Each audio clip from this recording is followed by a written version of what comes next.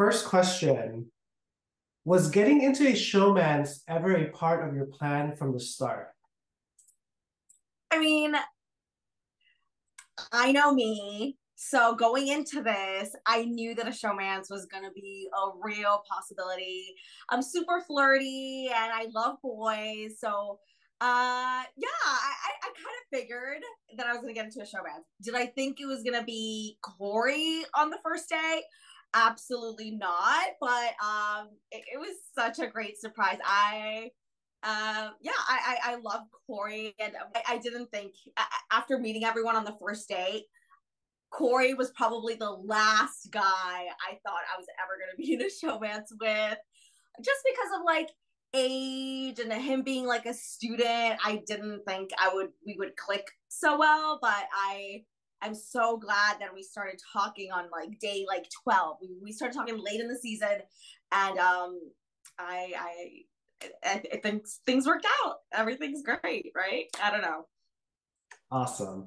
Corey in the beginning said he didn't want a romantic relationship in the Big Brother house, but you seem persistent in wanting to be more than friends. What did you see in him that his original boundaries didn't deter you? Oh, geez. Uh, yeah, I mean, Corey and I were started off as allies and allies only, right? When he came to me with a final two, I had already like developed a little crush on him. So I was like, okay, yay, final two, but like, are you gonna kiss me or not? Right? Like, what's the vibe here? We just clicked so well, and I love talking to him in a house full of just like annoying, obnoxious people. He was like the one person that I like didn't feel like overwhelmed with. I could just sit with him, and it was actually relaxing. I didn't feel I didn't feel the pressure of the game and all of these different factors, right? When I was speaking to him, it was I guess I was persistent, right? Maybe just a little bit. He told me that his boundaries were cuddling, and I was like, well, let's see if that how true that is, right? I it's just something about him. I don't know. You got to meet Corey. He's literally the funniest guy I have ever met, and I in a house full of like really funny people, him being the funniest is like a big deal. I He's so funny, he's so witty, he's so intelligent, and I just knew that I had to get to know him more, and I wanted more. I don't know. How do you want fans to remember your game this season? Wait, sorry, what was the question? How do you want fans to remember your game this season? Okay. I want fans to remember my game this season as I don't know, hopefully not just someone that was being carried to the end. I know how annoying that is to watch when someone's just like, especially when someone's not winning competitions, they're just going with the flow of things, or floating around and going to whoever's in power. I'm really hoping that's not what the fans saw or perceived. I really was trying at the beginning to lay low. I know how this game works, and I know that creating alliances and like making all these big game moves at the beginning can cause you to have a big target on your back. And I really wanted to make it beyond the first few weeks. So yeah, I try to be as strategic as I could be with what I have, with what I had, right? So like I at the beginning I was trying to lay low, and then once we wrapped it up and we were like halfway through the season, I was just making it week by week, trying to maneuver as best as I could. It's just so hard. I hope fans remember know that it's a hard. It is so difficult week by week. There's just so much pressure and so much stress. I hope I handled it. I thought I handled it well. I hope the fans saw that. Please explain to us what was happening in the house in the moments before your eviction. Oh my God, complete chaos right before my eviction. Everything was happening so fast. I had just been on the block next to Blue. So that felt like a whirlwind of emotions, right? She had just been sort of blindsided, and a double eviction, never easy. The first one wasn't easy, and there were like 11 people in the house then. This one with 6 people was even harder. Everything was happening so fast. When Bowie Jane won, I really thought I had a chance, right? I had been trying to get closer to her all week and try to be like her bestie in this game, but overall I just couldn't convince her to not put me up. And I told her, when she told me that I was going up next to Felicia, I told her, I was like, Bowie, if you put me up, I'm going home. They're going to evict me. They talking about Matt and Jag, because I knew what their plans were, right? Blue was at the door. I was definitely next on their list.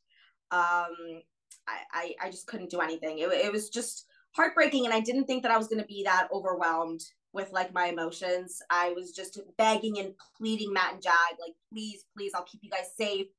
I'll do anything. Please keep me in. And Jag couldn't even look at me. So I knew then that there was nothing I could do, and that was the end. That was the end for me. Outside of your and Corey's evictions, when were you most frustrated you didn't have the power to shift the game? Um, Definitely last. So I was definitely, after me and Corey's blindside, definitely the most frustrated last night during my eviction. I'm looking at Bowie and I'm telling her, like, Bowie, do not put me up. I am gonna go home. They told me they want me to go home. Like, or I heard that I'm next on the list. I'm next to go home. Like, do not do this. It was so frustrating because I just couldn't get through to her no matter what. She has like these like goo goo gaga eyes for Matt and Jag, and she's like in this sort of trance that I just couldn't pull her away from. At the end of the day, like, she's just so deep with Matt and Jag that I don't know. I was like, Bowie, come on, wake up. Like, play this game for yourself and not for them. She's telling me, she's like, oh, I have to put you up. I made a promise to Sari and I can't put the boys up. And I'm like, why can't you put the boys up? Like, they should go home. Like, it was just, Bowie has been the swing vote all season. She's been a deciding factor. She's been the biggest floater, but hey, it's worked for her. It was just so frustrating that I wasn't able to get her on my side. Why do you think no one has taken a shot at Matt and Jag? I think no one has taken the shot at Matt and Jag because no one but them have been able to win anything. Oh my God, they are huge comp beasts, not just in the physical comps, but in the mental ones as well. It is so frustrating. And these competitions are so much harder than they look. Like, trust me, I thought going in here that I was going to be some sort of comp beast, right? Like, I got the mental down. I got the physical. I can do it all. But no, I got there day one, and oh my God, that balance beam crash course was hard. And I just don't think anybody has taken the shot at them because they haven't been able to. And the only other people who have won HOH since like Cam is Bowie Jane. And Bowie Jane is their little groupie who will never put them up, will never vote to evict them. So that's that. As a BB super fan, was this everything you thought it would be? Any surprises? Oh my God. As a super fan, this has been like more than I could have ever dreamed of. Oh, every day I would wake up, even in like even on the hard days, I would wake up and I'd be like, I cannot believe I'm in the Big Brother house. And I'd look at the cameras, look at the mirrors, hear the people in the walls, and I was like, oh my God, like, I'm actually here. Literally every single day, I would wake up and be just so grateful that I got to play this game, that I got to be in the house. As like as stressful as it is, it's my dream, and it came true, and I cannot believe that.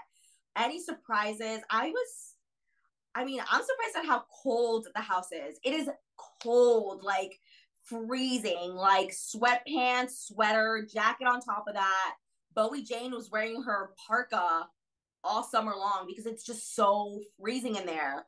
Um, what else surprised me? I mean, the fluorescent lights are like it's like you're in a set and you feel like you're. I was surprised at how easily you forget that there are cameras around. Truly, like eventually it just becomes your home. And the last 86 days, that has just been my life. And I really didn't think about, how like every move of mine was being like watched until like I'm going into the storage room. And as soon as I'm going to go reach for the button to request for the storage room to open, it opens up for me. And I'm like, oh my God, like they're watching. I forget. Um, but it's been such an incredible experience. I can't believe that this happened to me. It literally feels so surreal to be back in like real life and be able to control like my own light switch is weird. Looking in the mirror and knowing that there's no camera behind it is so weird and trippy right now, but it was great. I loved it. It was an amazing experience. How would you have played the game had you not met Corey? What had I not met Corey, this game would have been 100 times harder. Corey was my rock in the game. Like he, again, I was surrounded by so much chaos and stress. Corey was the person that I could actually like sit down and just talk to and talk non-game to and just relax and be myself and not feel like I'm being like manipulated or lied to or being talked to just for the sake of game purposes. So if he wouldn't have been there, oh my God, it would have been so much harder. But I definitely would have done it. I would have done my best. I'm so glad that Corey was there though, uh, to help me out, to help each other out. I hope that I was able to help him in this game as well, just as he helped me. How much of Jag and Matt's success in the game do you credit to their competition wins versus strategy? Well, first off, let's start off with Jag wouldn't even be in the game if it weren't for Matt's path to power win, right? So Jag was a huge target from the beginning for really no reason for winning Cockadoodle Zoom, I guess. But Jag was a target from the start. He wouldn't have made it this far without Matt's path to power win. I think Matt and Jag are still in the game, a little bit of both. But I mean, at this point in the game, it's so late in the game, competition wins are everything. And they have just been dominating veto after veto. Jag, I think, has like 7 wins, two HOHs, 5 vetoes. That is insane. Matt has now 3 vetoes. They're comp beasts. And I mean, they've played it they've played it really well and they made the right move evicting Corey last week, evicting me this week, because we were definitely going to come after them the second we got the chance. It's been a bit of both, but they're doing great. They're great players. I guess I'll admit. Do you think Bowie Jane will regret nominating you? Bowie Jane will regret nominating me if Matt and Jag tell her to regret nominating me. She's a little puppy dog fangirl. She doesn't have any thoughts of her own. I am really salty about my eviction, obviously, still, but like, I mean, she'll see. She'll see when they turn their back on her and get her evicted that they aren't who they say they are, and they're not loyal to her in the way that she thinks. I don't know. She'll see. She'll see. Because at the end of the day, I do think that Matt and Jag have a final four with Sari and Felicia. I mean, it would be the smartest thing to do, right? For them to pair up with the other duo, who I'm sure in their eyes are weak competitors, and they can take on in the final four. So I'm sure that Bowie Jane is the next one on their list. We'll see what happens.